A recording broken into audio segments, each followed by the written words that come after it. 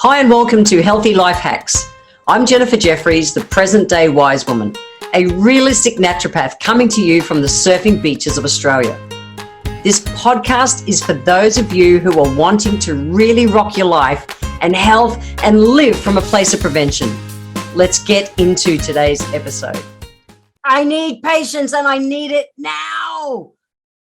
I really do. Like, seriously, I need patience. Have you ever done it? I know I sure have in the past. It's like, I'm going to explode if something doesn't happen as fast as I want it to. For years, I thought being patient meant exactly that. I had to just grin and bear it. Just, But what I've learned is that patience doesn't mean being passive or resigning and being powerless and saying, I'm out of control. I can't do anything with this. Or just like, it's too hard. It's not. It's really not. Patience is actually, it's an emotional feeling of waiting, watching, and then knowing when to act. And it's actually the power move. It's the power move. Patience is the power move. It's interesting.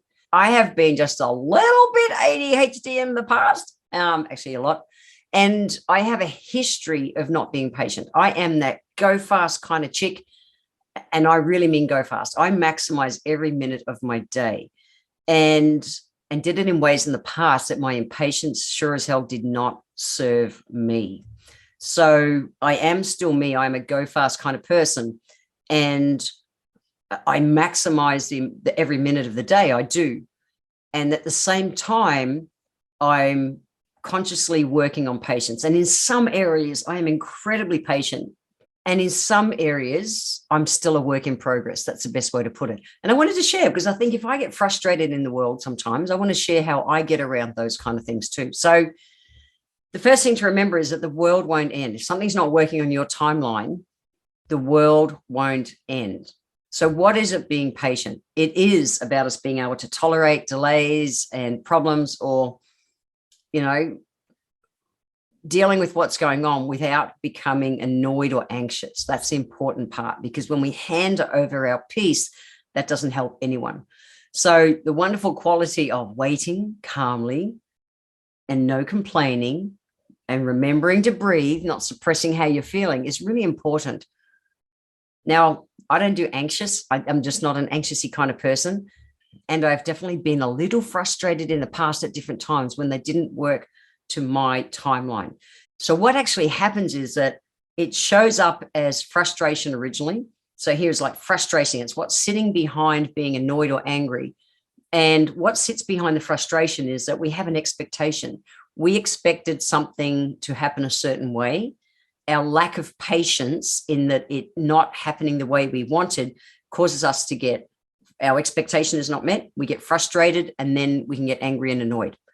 Doesn't help things. If you're an aromatherapy kind of person, ylang ylang essential oil is an excellent oil at helping us energetically to get kind of like not that wound up way.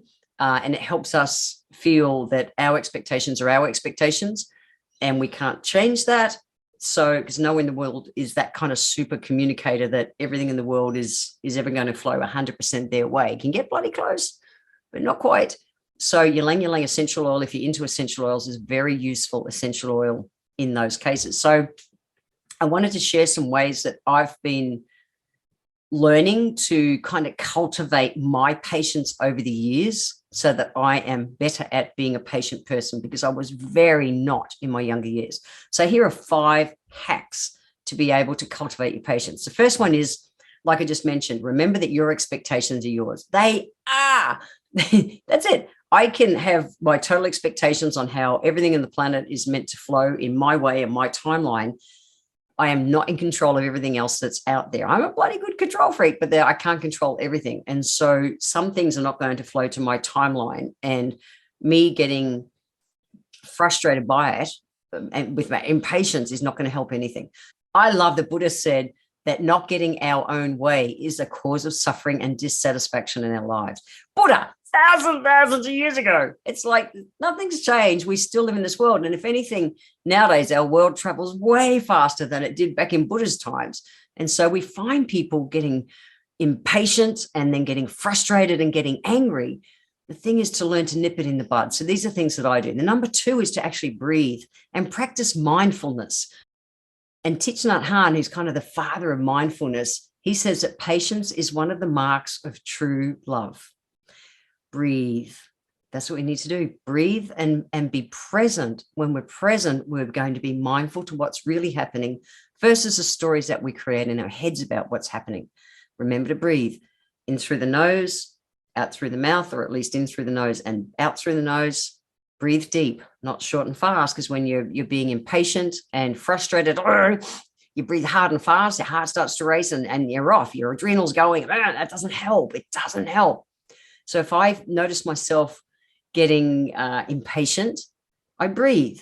I stop, I breathe. I stop, I breathe. I'm still a work in progress, but this is helping me. Hack number 3 is to reframe what's happening. So like I said, the world, 99.999% of the time, the world is not going to end if what is happening is not happening on your timeline. So reframe what's happening. Breathe, stop, breathe. World's not going to end.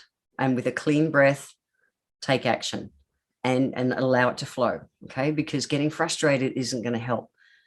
Number 4, this has been a big one, which has been a way for me to help teach myself to have more patience, is to learn to listen and not interrupt. Now, that's part of that mindfulness thing. So I'm teaching myself to be patient because I have been that go fast kind of person who ends people's sentences for them. And it's like I'm 20 steps ahead of everyone all the time. And again, that works for me in lots of ways. And in the past, it's been frustrating because of my lack of patience in lots of ways too. So I choose to consciously work on this because I know I want my peace. I want my peace in life. And so working on my stores of patience, so to speak, and my ability to be patient is valuable to me. So listening mindfully and not interrupting. That's number 4. And then number 5 is to reduce our stress. So I've done so many podcasts on adaptogens. They are the class of herbs that help our body to adapt to stress. If I am coming from a place of prevention and I'm using adaptogen herbs, my body isn't on that, come on, just get it done kind of edge, versus where if I'm just letting the world impact me in a way that I'm not really happy with. So I am so big on living from a place of prevention. I have taken adaptogen herbs at bedtime, I swear, for over 30 years now, because they're the herbs that dug me out of the hole when I was so burned out in my 20s. And I know the value in coming from a place of prevention, having my adrenal glands just be able to deal with what's happening in life. And that's definitely part of helping me to be able to just slow down, not even slow down, but just to be at peace more as I move at my pace in the world, not get as impatient or as frustrated as I have been. I was a cranky bugger in my young days. I really, really was. And then the last one is not really in that because I said I'll give you 5, but this is a bonus one, number 6. And I've talked about it before, what we think about, we bring about. So if we're saying in our language to ourselves that, I'm always impatient, why don't they hurry up? That's in our brain and we're feeding that. And we talk about not feeding the monster. So make it an affirmation that, I love it, I'm always patient. And just say it to yourself half a dozen times a day. I love it, I'm always patient. I love it, I'm able to just go with the flow of life. Bring statements like that into your life versus, why can't things just go as fast as I want? I'm such a big user of affirmations. I don't necessarily have affirmation cards and things written down, but it's almost like as I walk, I'm chanting to myself what I want in life. I'm chanting, I'm supercharged with energy and I feel excellent or whatever it is. I'm feeding my brain what I want because I know that what we think about, we bring about. So maybe that's a thought too. If you're telling yourself all the time that you haven't got enough time, you're always impatient, things don't go the way you want, think about feeding some different information into your brain. And there are endless podcasts and things that you can, have a listen to, or books that you can read on that subject. But it's pretty simple. I'm conscious about what I'm saying to myself through the day because I want the results that I want. And then at the times when they're not running the way I want or at the pace that I want, I breathe. I get that the world's not ending. I'll reframe what's happening. I'll really pay attention and be mindful to what's happening. And I take my adaptogens every night so that I can deal with life. So that's it. Leaving you with 2 healthy life hacks today. Number 1 is to practice just for even the next hour, for 1 hour. Okay. Or if you're good at, or for a week, or it might grow into be for a month, but practice to be patient and mindful. Be mindful is going to help you be patient. Check out some of the books or audio books and that, or even just Google him and find YouTube's. Thich Nhat Hanh he's just such a wise Buddhist monk who died very recently in the last month. And he was all about mindfulness, and his work is superb. So if you haven't checked him out yet, check him out. He's really worth it. And just say for the next hour, I'm going to be really mindful and just be present, listening, breathing, just be, and see how that influences where you may have been a bit impatient in the past.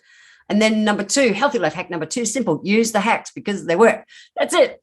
We don't have to let ourselves get wound up and get all impatient and then frustrated and angry and all those things happen. We can just use the hacks. Do they need to be used consistently? Yes, to become a positive habit. I've lived my life certain ways for the last 60 years, and I'm consciously bringing in behaviors on a daily basis to create different outcomes in the future. So head over to the show notes, www.healthylifehacks.com.au, if you want to check out the notes we've got there. I'll put a link to the herbs that I take. And remember, it's worth staying sane and being patient. I want to thank you for being here today. If you enjoyed my podcast, please let me know by leaving a review on Apple Podcast. Every month, I draw one lucky person who leaves a review on Apple Podcasts to have a free 1-hour consultation with me. Be sure to subscribe to the show wherever you're tuning in from so that you always catch the next episode. And if you would like to receive a free copy of my Feed Your Body ebook, simply click the link in the comments below. Join my newsletter and we will get that free ebook sent to you. I welcome your emails, and you can write to me at podcast@healthylifehacks.com.au. Until next time, remember, when it comes to life, live it, love it, and get on with it.